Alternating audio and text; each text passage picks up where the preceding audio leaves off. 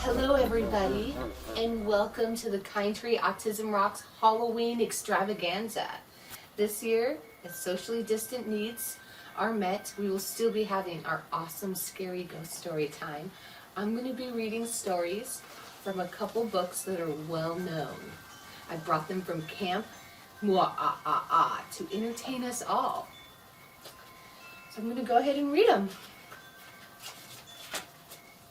This one is called Sounds. The house was near the beach. It was a big old place where nobody had lived before. From time to time, somebody would force open a window or a door and spend the night there, but never more. 3 fishermen caught in a storm took shelter there one night. With some dry wood they found inside, they made a fire in the fireplace. They lay down on the floor and tried to get some sleep, but none of them slept that night. First, they heard footsteps upstairs. It sounded like there were several people moving back and forth.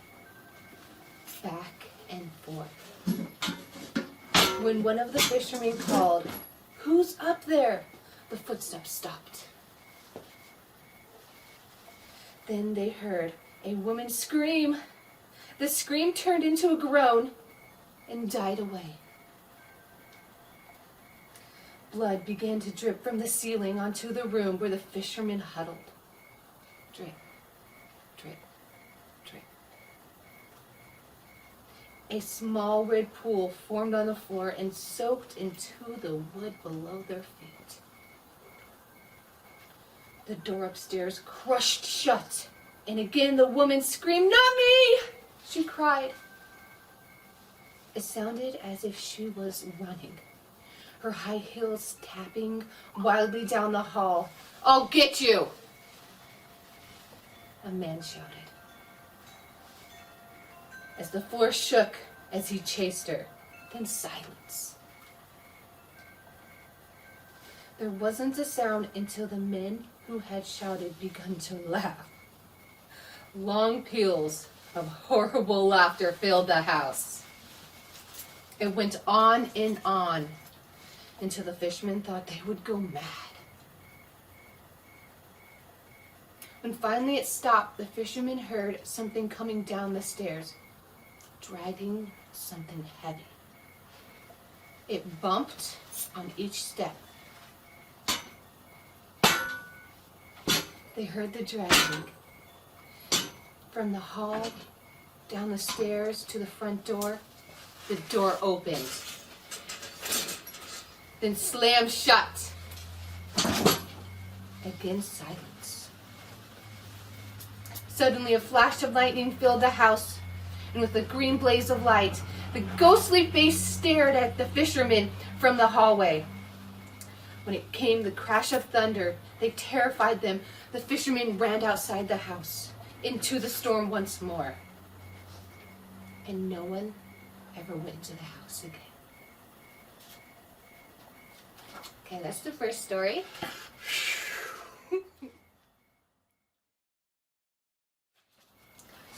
We're going to read one called The Little Black Dog. And I love these books a lot because it has really good illustrations. Wish you guys could see some of these illustrations.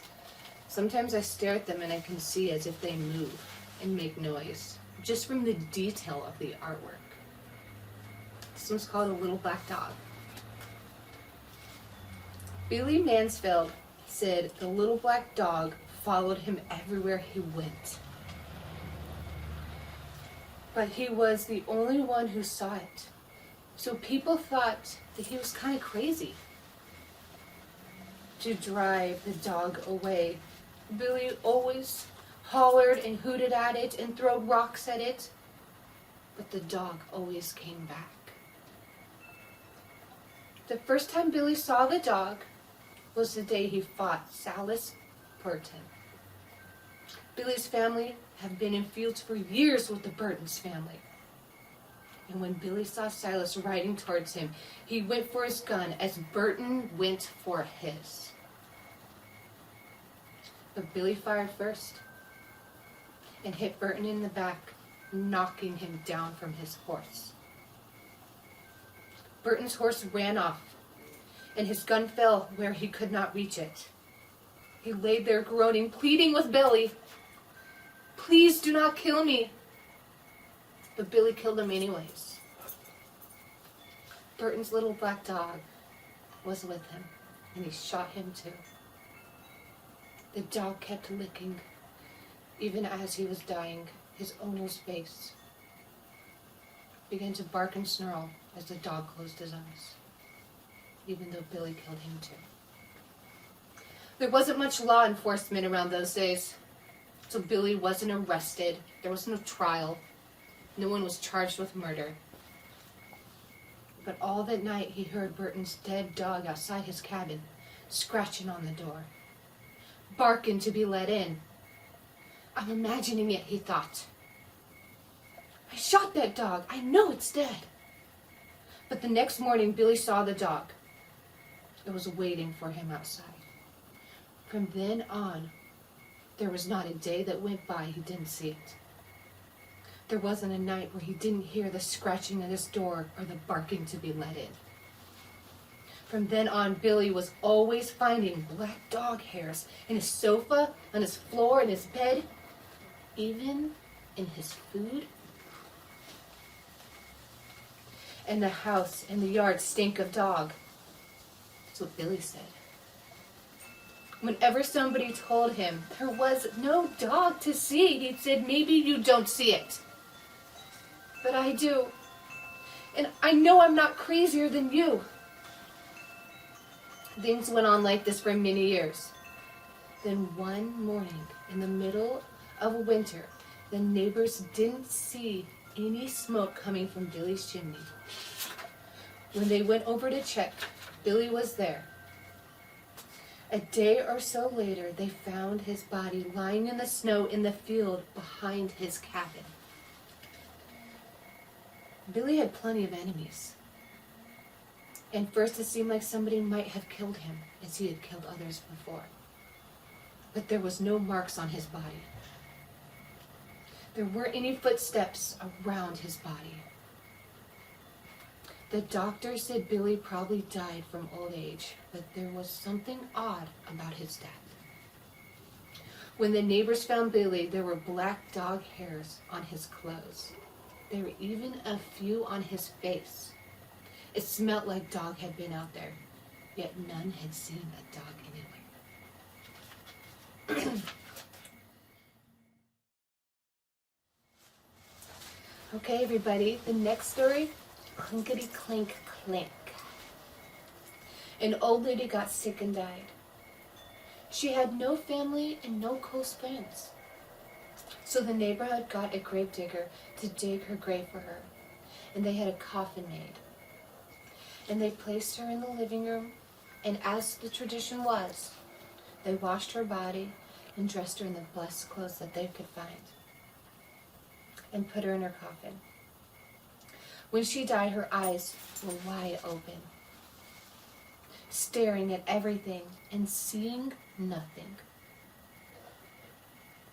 The neighbors found 2 old silver dollars on her dresser, and they put them on her eyelids to keep them closed.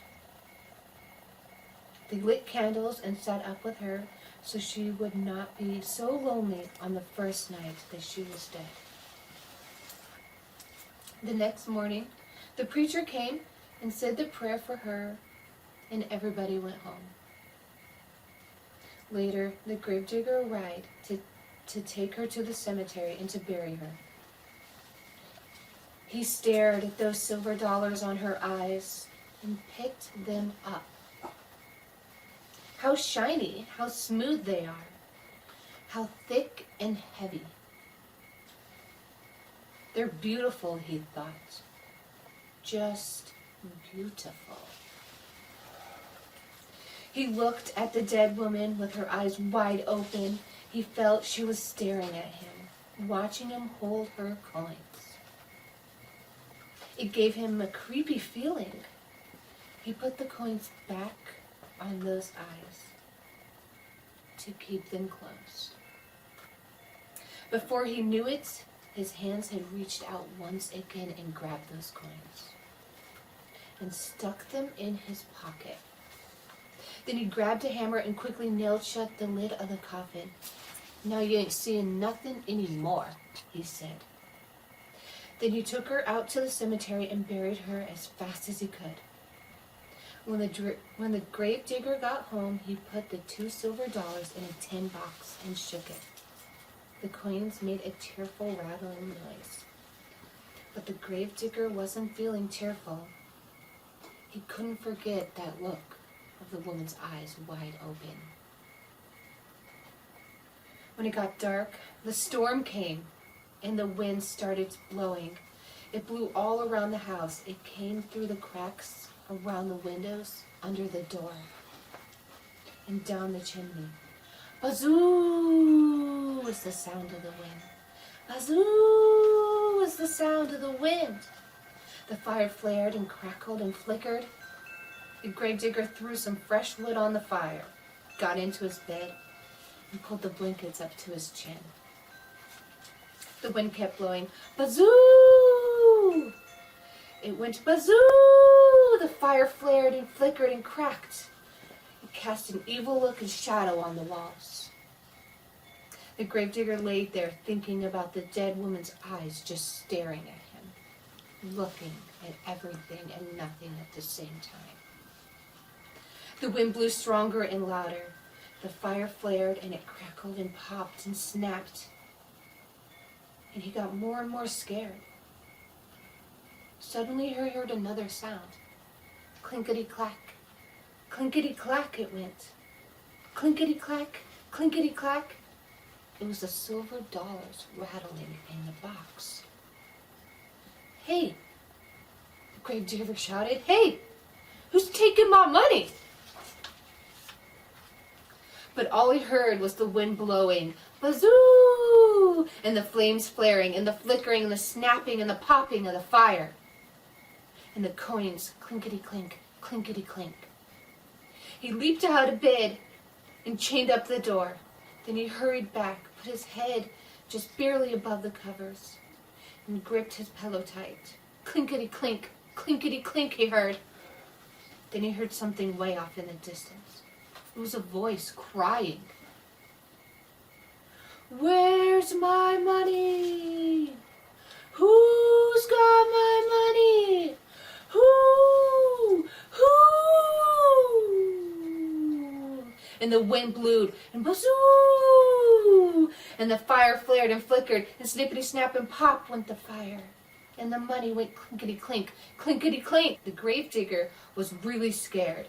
He got out of bed again and piled all the furniture against the door, and he put the heavy iron skillet on top of that box of the coins. Then he jumped back into bed and covered his head with the blankets. But the money rattled louder and louder. Even way off, the voice still was crying, "Give me my money! Who's got my money? Who? And the wind blew, and the fire flared and flickered and snapped and popped, and the gravedigger shivered and shook and cried, "Oh Lordy Lord! Oh Lordy Lord!" Suddenly, the front door flew open, and walked in was the ghost of the dead woman with her eyes wide open, staring at everything and seeing nothing. And the wind blew, bazoo, and the money went clickety-clack, clinkety-clack, and the fire flared and popped and snapped. The ghost of the dead woman cried, "Oh, where is my money? Oh, who has my money? Who? And the gravedigger moaned, "Oh, Lordy Lord! Oh, Lordy Lord!" The ghost could hear her money clinkety-clink, clinkety clink in that box. But her dead eyes couldn't see the box, so she reached out with her arms and tried to find it. The wind blew, bazoo, bazoo, and the money rattled, clinkety clink, clinkety clink, and the fire flared and flickered and popped and snapped, and the grave digger shivered and shook and moaned, "Oh Lordy!" That was the last sound you heard from that grave digger. The old lady must have found him and not the coins.